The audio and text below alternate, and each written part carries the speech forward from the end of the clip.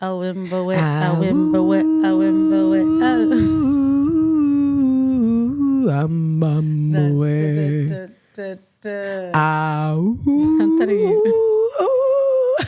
I'm telling you, we are diabolical, delirious. We are doing the thing. all of that. All right, guys. So she said, "What did you bring out today? Everyday fiche. What is it?" She said, "I will cream my hands." I'm not promoting any brands unless they want to promote us. But in the meantime, just hand cream. Our girls gotta moisturize. Yeah. You might as well share. Do you guys remember our last episode? Friendship and sisterhood. If your friend doesn't have hand cream to give you, or tell you when your hands are ashy. Hey, you know what my thing is? If people don't tell me I've got lipstick in my teeth and I've been talking to them, or food in my teeth and I've been talking to them, I'm like, do you not? Do I? No, you don't. But do I? No, you're good. Okay, but we tell each other we're fine. Yeah, I'm talking about other people. Absolutely. Can we introduce the show? Absolutely. Hi guys, welcome to our show. Welcome back. This is episode 3 of Too Much to Say podcast. There you go. Too Much to Say. I'm Anisa. And I'm Manal. And we're your hosts for this episode. I have so much to tell you today. So sad. هذا القصة هذا القصود هذا الككن. I know we're very jokesy, and I know we're like light and whatever. I just want to carry that energy over because today I really want to talk to you about something that's been like heavy on my heart. I was gonna say qalb. I don't know why I moved to Arabic, but it has been heavy on my heart. I want to talk to you about like mental health and the stigma around mental health in our community, in our society, for our females and for our men. Somebody said something the other day and they thought it was funny, but I didn't think it was funny. Can we just add something though? We are not speaking as experts. We are not speaking as though we understand all aspects of mental health. We are just touching on some things that because we have our own challenges and things that we have experienced and people around us have had similar. So we are just addressing it because we also know that we don't, it's not talked about as much. Yes. So thank you for that, baby girl. Somebody said something the other day and I was just like taken aback by it. I don't know if they saw it on social media and then were saying it out loud, but they were like, "Oh, do you remember back in the day?" And when I went to school in London, we used to have like kids who were in like special needs classes if they had any type of behavior issues, ADHD, autism, whatever. So we were always like separated. They would join us in like assembly or something like that. And then she was like, the world today, social media mainly, is as if we have like just let the Sen kids be free with all the kids. And I was just like, that's not funny. Because she was trying to make a joke like, people are crazy and we don't know that they're crazy because there's no one shadowing them to tell us tread carefully around people. And I said, your everyday people today are struggling and there's so many factors that we have today that we wouldn't have had back then that add to it. For example, I deep down believe that like if we did not have social media, if social media was not in existence, maybe was in existence in like the year 3000, not the year 2000, life would be so different. I think the way that social media has entered our communities, has entered our friendships, has entered our homes, has entered our relationships, has really charged our conversation. Everything. Has really charged up a lot of people's anxiety, a lot of people's like stress levels, a lot of people's feeling of depression, and overall their mental wellness has been really, really poor.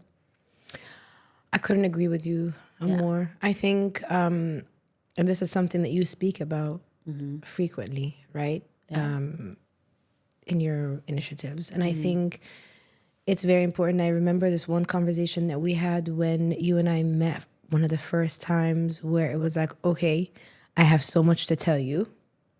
And then we didn't know what subject to start because there was so much that we were talking about. At the time, we had discovered we had something in common. We can't talk about it. But it was crazy. So we had all this like information overload. But what Anisa told me at the time was, it's fine. we're just going to have to put our phones down for a minute because our brain is operating as though we're scrolling. And that day was the day I've become so... You didn't think I would remember that, right? No, I didn't. You didn't. It hit me because I realized that's exactly what my brain was doing. And I was basically going through my day, scrolling through my day. Like, not scrolling physically, but like mentally. scrolling through tasks and things, you know. And the conversations that we were having and stuff. Absolutely. And that's why, like, you know, I love, you know, the work that you do, because I feel like that's something I wish I was taught earlier on. And not that like it had, you know, it was my mother's responsibility or anybody. It's just how our time was. Like, 1 minute we didn't have any kind of technology. Then we had... All of a sudden. You know, all of a sudden. And then suddenly now you're quite literally like a Wi-Fi router, receiving and giving and receiving and giving and receiving and giving that we don't at like the even know. speed it's doing it. Like, and we don't even know we're like subconsciously taking in all this information and how it's affecting our mood. Like, I can be in like the best mood and then I'll go on social media and I'll see something that make me cry and then I'll be like, oh, I'm a bit down. Or, you know, vice versa. I could be really sad and go on social media, see something that makes me feel good. Maybe I'll feel good, but most likely I'll feel sad that I'm not whatever that is, or I'm not in the space that I could be to be enjoying whatever I've just seen. You know? And can we also like talk about, so I have my own journey when it comes to mental health, whether it's self-diagnosed, it's real, it's not real, whatever it is. Like, I don't have time. Like I said, I was filing my nails last episode and putting my nails on. I don't really have time to sit down and talk about and unravel my feelings. But I think, you know, we need to stop asking each other or telling each other, oh, like, you know, you can't, like, you're not depressed. You can't be anxious. Just take a couple of breaths. Like, thanks, Karen. Has anybody ever calmed down? I wish I could manifest serotonin back into my system. Can I manifest serotonin? Please. Has anybody ever calmed down after being told to calm down? Absolutely not. Have they ever stopped being anxious try me. after being told to stop being anxious? No. So why are we doing this? What was the reason? What was the reason? Can you tell someone that's got like a migraine, like, you know, just lay your head down. Just it's okay. Like, just you know, sleep. Like, it's just, you cannot diminish what someone is going through at all. But also, those of us that are aware of the things that we're going through, it's also to practice not making other people responsible for what you're dealing with and what you're feeling or what you're experiencing, because it goes both ways. Some are aware of what challenges they're going through mentally, or like what their mental health challenges are, and some aren't. And a lot of us aren't. I just feel like there's so much information around it that I wish that we can just all be like aware of it and intentional about recognizing it. Yeah, and I think the step one is just to let go of the stigma around mental health and actually having conversations, opening up the spaces to have conversations. One of the things that I've recognized in my line of work, you know, I work with kids who are addicted to screens. A lot of that uncovers a lot of mental health issues for the child and the nannies and the parents and everybody involved in that child's life. But one thing that I've come to realize personally is that when you are ill physically, there's physical signs, right? But one thing about having any sort of type of mental illness, because it's a big umbrella. One thing I've noticed is that it doesn't really always show up the way you think it's going to show up or the way that you think it's going to manifest itself. I'll give you a really good example. Yeah, I'm a very like real chill person, and anything that happens, my way of life is just ma'ale. I don't know how to explain ma'ale in English. Never mind. It is what it is. Ma'ale is Arabic, by the way. It's not Somali, but I'm always like, just ma'ale. It will, whatever. It will, just adi. It's adi. It's fine. And I go through life like that. The craziest thing can be happening to me. Like, the most, like, I know if my siblings saw half the things that were happening to me, they'd be like, what is going on? Like, in every aspect. Then when I am through the storm, there's like a period of time where I am really sick and like I shut down. And then I realized after a few years, I started to realize, and by sick, I mean I can have the flu, the cold, whatever, just like physically drained. I'm in bed, phone is off, I'm 2-3 days off the map, right? What I started to realize is that the stress I was feeling, because it didn't have an outlet, was manifesting itself into my body, and I was getting really sick. My friends used to always say you have a very low immune system because of I'm a really bad, like the way I eat food is really bad, and you know this, like I'm a very picky eater. So I'm already Child meal. Kids meal. Kids meal. So I'm already struggling from that aspect.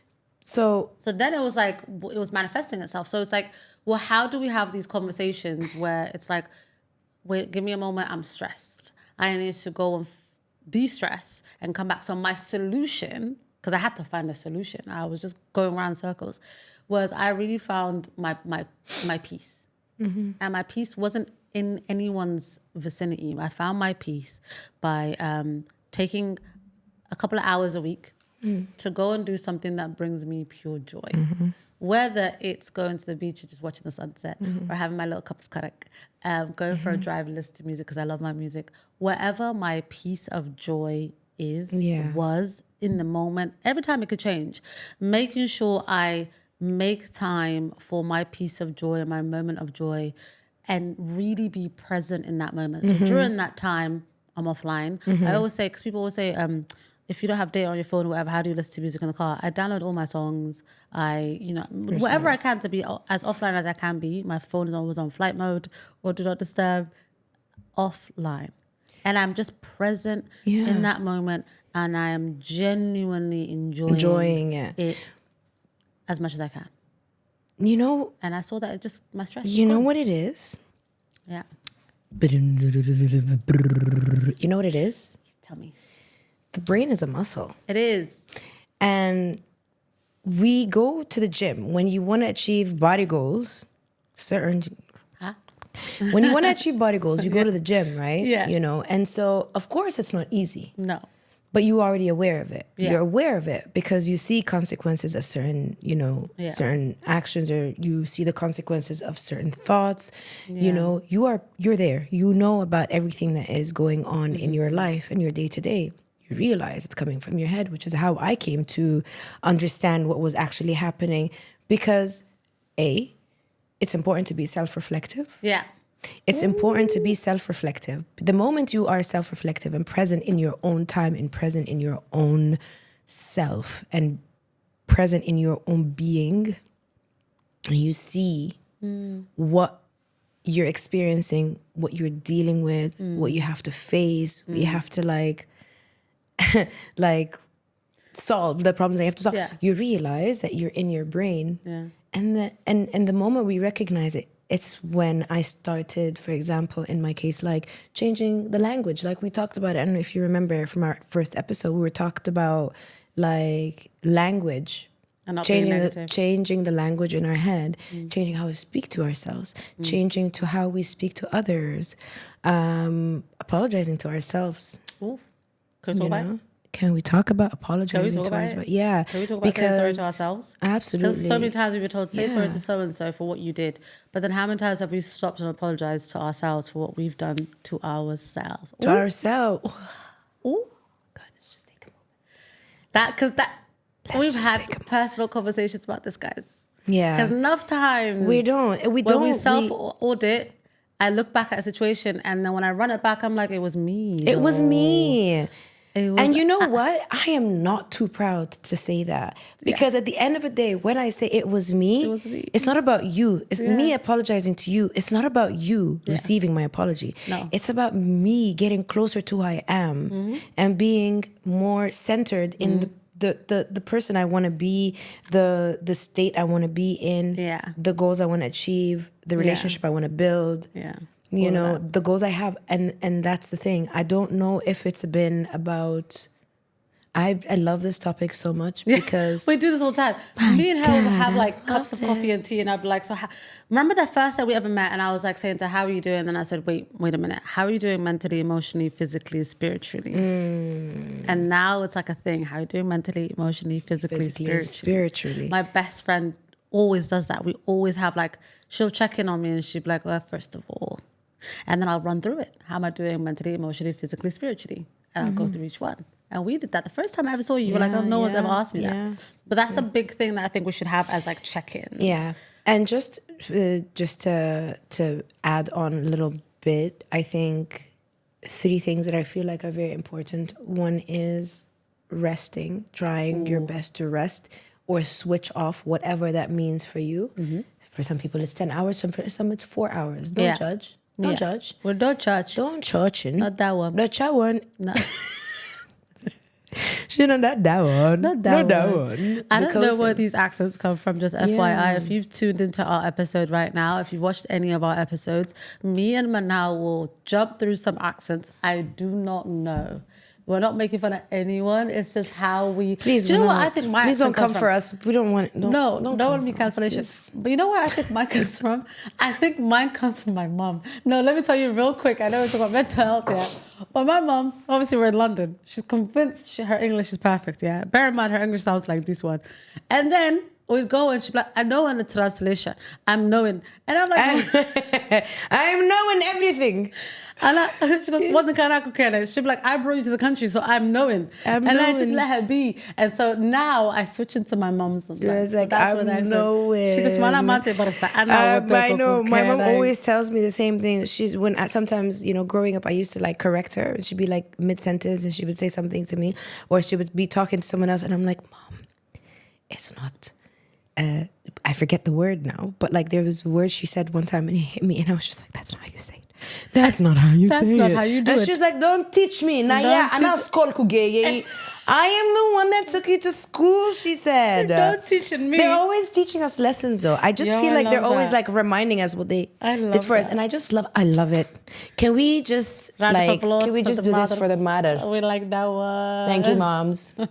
Bear in mind, pause. Bear in mind, I was telling my mom about it, she was telling her mom about it. I was telling your mom about our podcast. And they didn't understand the concept. Hoy was like, my podcast, Mia. Like, what are you guys going to talk about? And then I was like, is what are you going to spread? What kind of information are you spreading? So I was like, Muhammad, me and Manal. She goes, first of all, hijab ka. That was first of all what my mom said and your mom said. Yeah? Akbar. She was like, بخير بفيد الإنسان هرت هو واحد كبر على الصلاة حجابك. And I was like, we pray our salahs. The hijab is coming. It's on the way. I always say that to them. Always. Your mom too. She was like, talking to my mom and she was like, أيضا قاوم بكوت متصومها. And then your mom was like, it's my daman. It's my daman. Oh Lord. Our mothers are super religious. So it's my daman is like they're not any better. Yeah. But so not my any mom better. was like, she came to your house, so she's not covered, and then her mom was like, they're not any better than each other. They're both as bad as each other. So at this point, look, you know what? I will say this: our moms are like, very like, old school. Yeah. But I also think, look at us. I think they've raised us to be. It's okay. Independent. It's good. Liberals. It's very nice. Accepting of others. We don't hide. Absolutely. We don't hide. We're open-minded. We're not pretending to be anything. We're not. What was your first experience with like mental health? How did you first hear about it? Like for me, in our society, it was always like qafwalan. There's like a devil inside. Or a jinn inside. My first contact with mental health was when a teacher at my son's school, so he was a kid. He was maybe, I'm going to say 6. And she kept saying, he was 5. He must have been 5. And she kept saying, like, what's wrong with you? You keep losing your pencil case. And he would come back and I would buy a new pencil case and buy new pencils. And he'd go back. And she was like, what's wrong with you? One day he just said to me, Ma, the teacher keeps asking me what's wrong with me. I said, well, what happened? He said, because I keep losing my pencil case.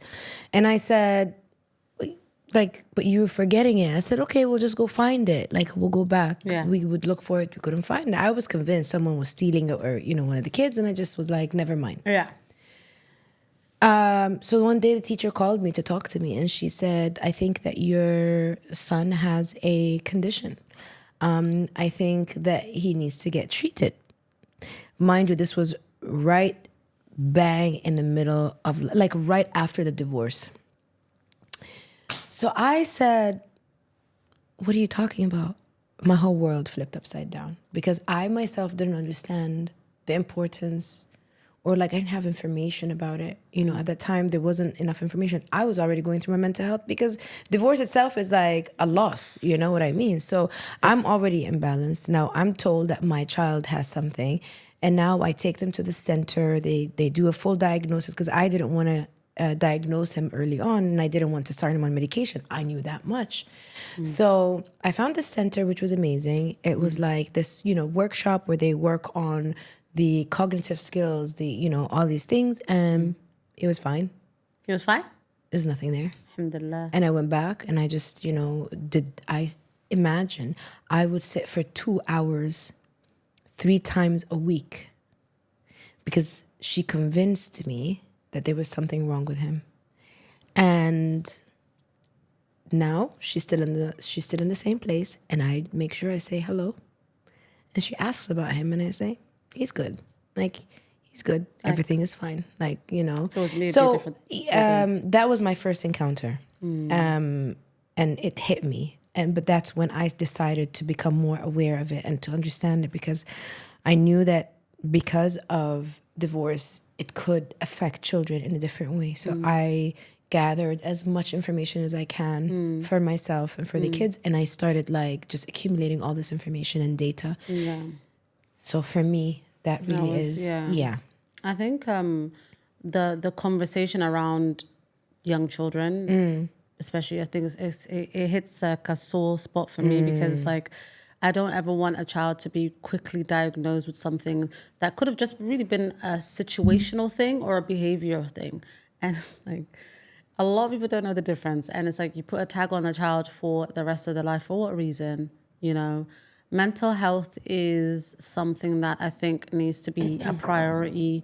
The research behind it, post social media needs to be, I think a lot of energy and time needs to be put into it, because I truly, truly believe that we're living in a time that's so different to anything anyone has ever seen before, because at this point in time, technology and humanity is just at this like this battle side by side.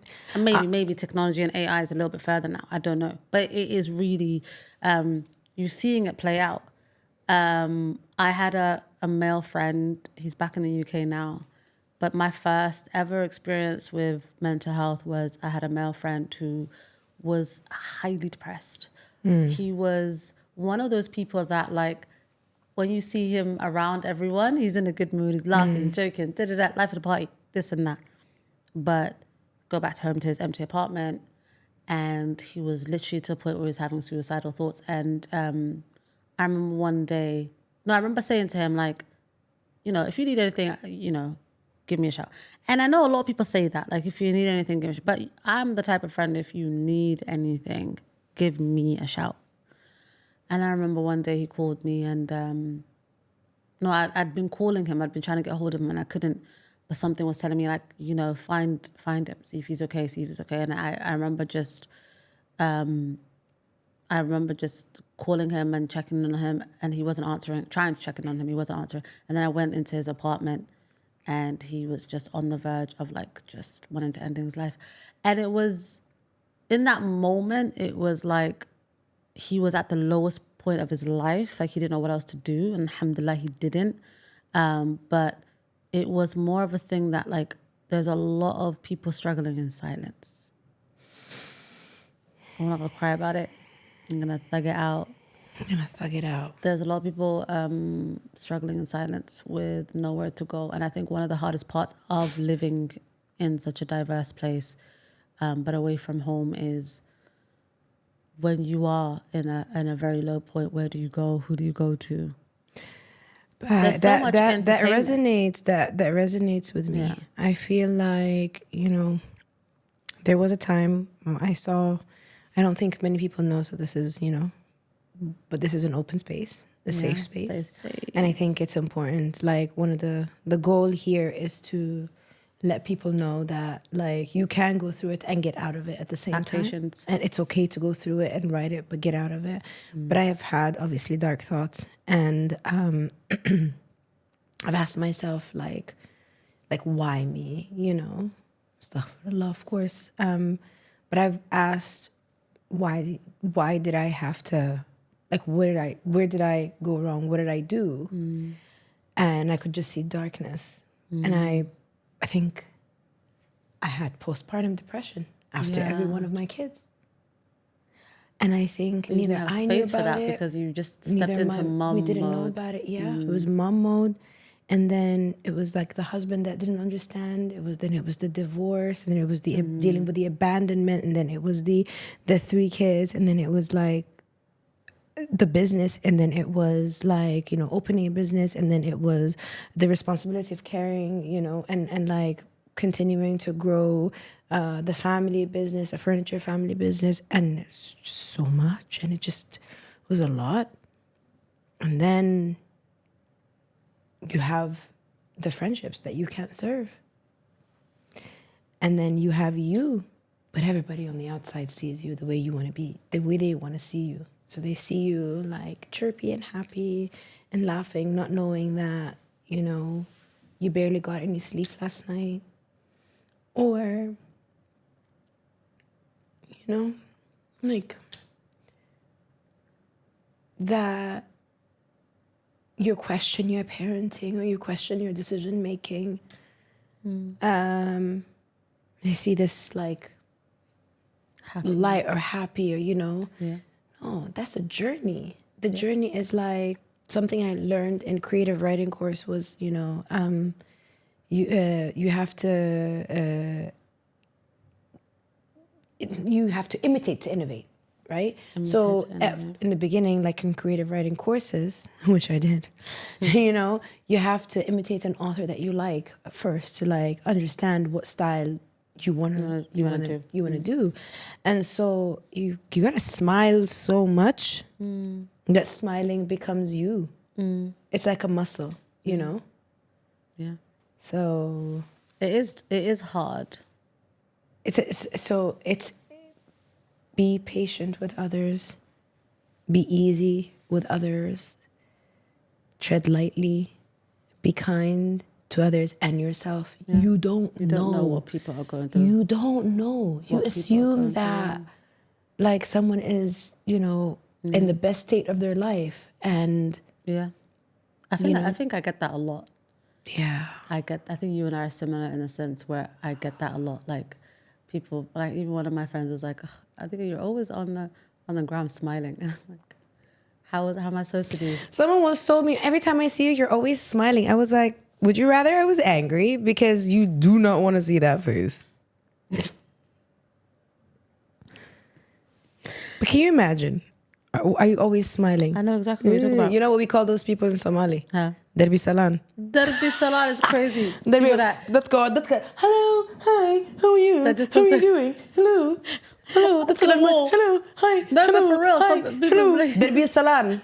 You know what derbi? Derbi is wall. Salan is salam. Like you say hi. Salam. So you say hi to the walls and the lights. Always the smiling. walls and the lights. Oi. No, Yes, I am Derbi Salan. people genuinely. I remember my mom's sister was like, Anisa waxaa arkay Instagram iyadoo taagan dadkay hotel u iibinayay. I don't know what the correlation was. Dadkii hotel u So my aunt iibinayay. basically was telling my mom that I saw Anisa on Instagram selling hotels. I don't know what the correlation of my Instagram and hotels are. I have nothing to do with selling hotels. First of all, that's wild. Selling hotels. But what was crazy? She said, "Where are we going next?"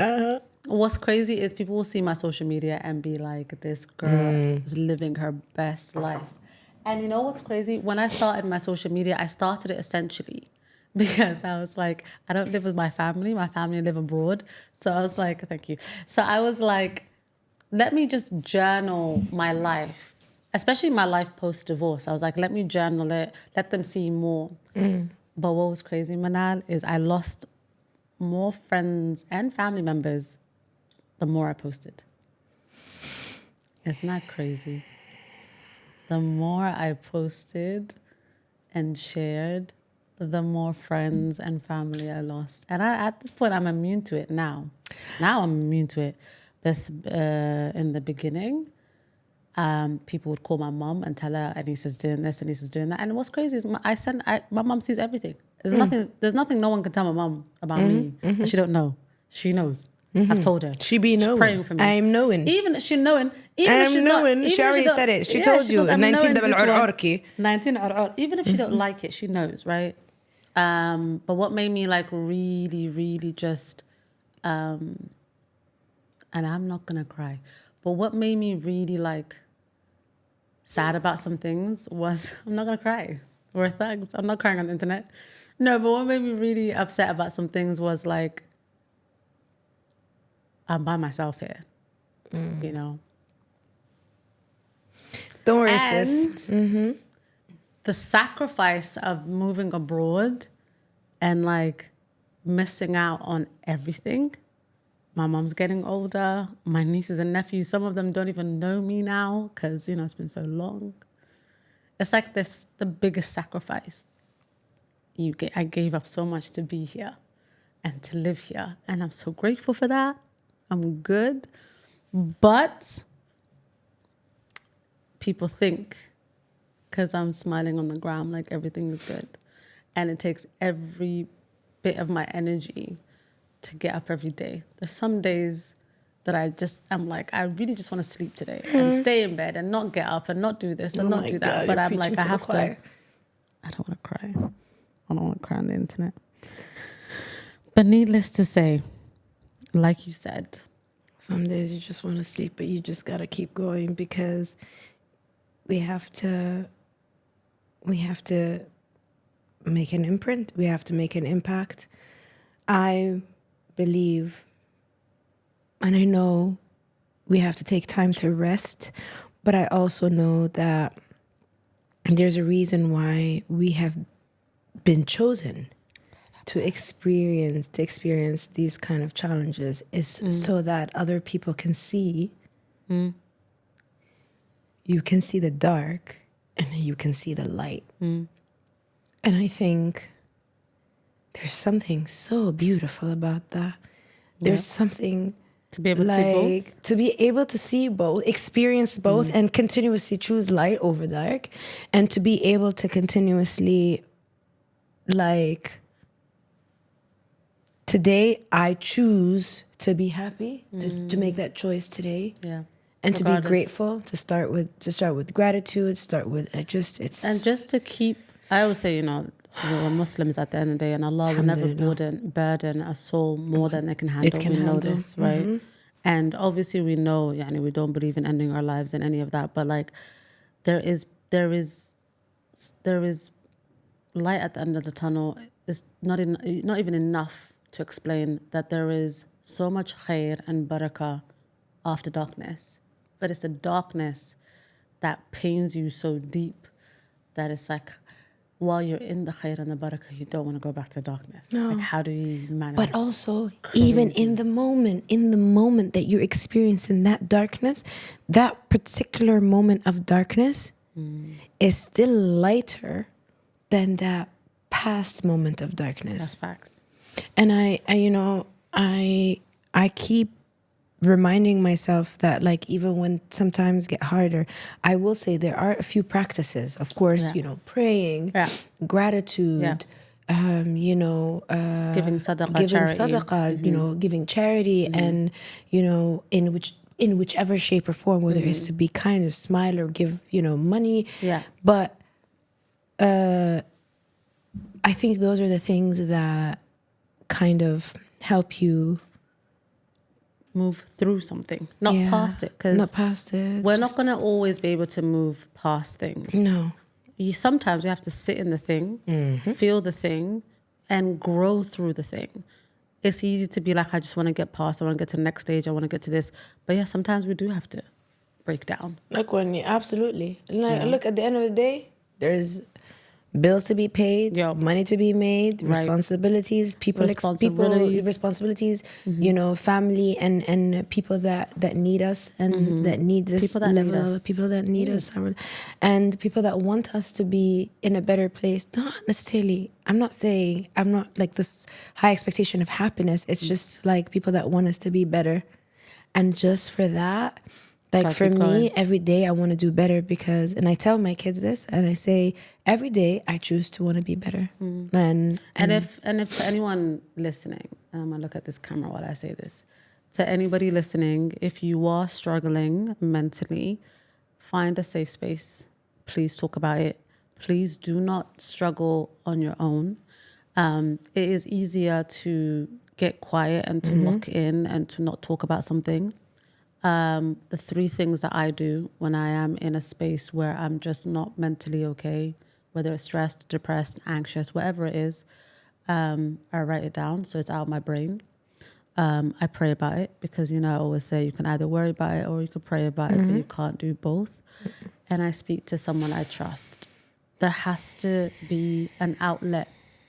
A lot of times people are suffering in silence. You do not have to suffer in silence. You can speak about what you are going through. And I am talking to the guys as much as I'm talking to the women. Oh my God, because don't even get me started. I have male friends. Oh yeah. And I'm grateful that for my male friends, I am a safe space that we can talk about these things. But I also know it's not a thing that all men have access to. But we have to hold space and we have to be able to give men, a place that they can talk about what they're going through and what they're feeling without judgment. It's not a testament of their manhood if they're feeling a type of way. Let's just clear that up. You are no less a man if you are crying or if you are upset about something. And please, no less a louder. Yeah. For the people in the back. For the ones in the back. Because men do go through a lot. Oh my God. And they need space just as much as we hold space for women and as much as we, give that, we also have to do for, give space to men as well. So. And I just love that, I love that we are able to say that for men because this podcast is not just for women. It's not. It's also for the men. It's all over kids. It's important. Men are, Yeah. So we, just because, time-wise, we will circle back to this topic because I don't think we're done. I think we just scratched the surface with mental health. Yeah. We did get a dilemma sent in. Oh. Do you want to do a quick dilemma? Absolutely, do it. Yeah, all right, so I'll read it out for you. Mm-hmm.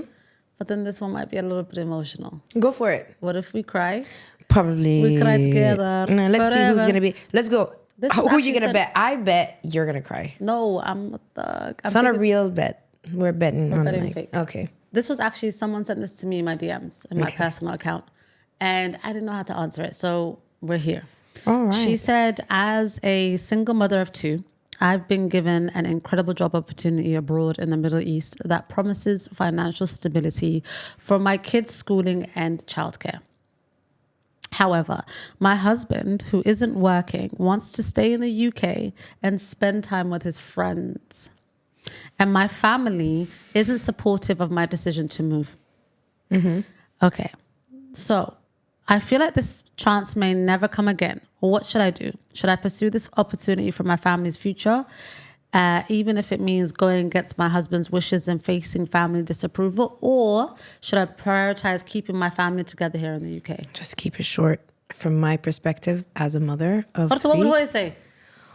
Hoya would say دنا هذا هرتا هذا راعو دنت هذا راعو عروتها وحو باهيين هدا وحو بانت أنا كوتشوغا. She would say that. She would. Our moms would say, "Do what you need to do best." If you need something, I'm here for you. They would move from the end of the world. So trust God. And وحو خير كوجرو وكسين دونا. And istikhara so. Istikhara is like, like our parents would not even laugh about this. No. This is not. They would just be like, do it. Yeah, our mothers would say that. Absolutely, it would be do it. And you know what? They would just say do it. And the sis that wants to move abroad and do something, moving abroad doesn't always have to be permanent. You could try it out. Everyone assumes moving abroad is a permanent decision. It has become permanent for people, but moving abroad could be something you try out, you do it, give it a minimum of 3 years. I always say minimum of 3 years, try it out. If it works, then, I'm grateful for you. Like, I'm happy for you that it's worked. If it doesn't, then try again another season of your life. It might not be the right season. So, sis, I hope we've been able to answer your question. You are raising future generations. Yeah. Every choice you make is a reflection of your life. Your life. So this has been a bit of a social. With that, none of us cried. We're not crying. We're not crying. Tears. No, but for real, we are going to visit this topic again because this one's a little bit of the emotional. Mm-hmm. But let us know if you want to hear more. about mental health, and if you have any important subjects that you want us to address. Because we're doing it. Thank you guys so much for following, and we see everything, the comments, the likes, all of that. And we will see you guys in the next episode, inshallah. Thank you so much for joining us on episode 3. And we will see you soon. And there is it.